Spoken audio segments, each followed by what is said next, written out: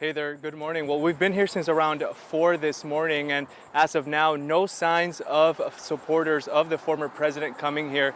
Just a handful of news crews just hanging out here, wanting to monitor this area. But I do want to talk about the role that Mar-a-Lago, that property, will play in this investigation. More specifically, where the documents were inside. So now that the indictment revealed where those documents were, some people are wondering if maybe guests or staff inside the club had access to this. Now, according to that indictment, there were 5 rooms where these documents were held. In one of those rooms, which was a ballroom, more than 150 social events took place when the documents were there. Now, I want to take you inside Mar-a-Lago. Let's go to some video here so we can break this down and explain exactly what this means in terms of legal proceedings. Now, prosecutors say boxes containing hundreds of classified documents were stored there from January to March of 2021.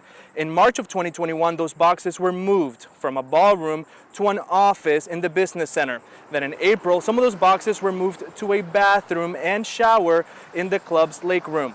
And in June, more than 80 boxes were stacked in a storage room on the ground floor, which prosecutors say was attached to multiple outside entrances, including one that was accessible from the Mar-a-Lago club pool patio. Now, some people that attended some of those events say they have a hard time believing any member or guest could simply just kind of run into those areas. And State Attorney Dave Ehrenberg says it's unlikely a guest would be snooping around.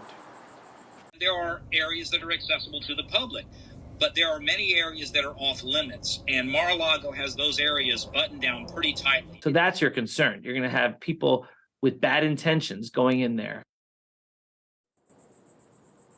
So the state attorney went on to say that right after Trump left the White House, he shouldn't have had any documents to begin with. So now that we're talking about access and who could have seen those documents, he says that point now becomes irrelevant because he shouldn't have been in the possession of those documents to begin with. We also know the National Archive and Record Administration, they say they demanded Trump to turn those documents over several times, and they say he refused. So right now we're just waiting to see exactly how that plays a role in this legal investigation.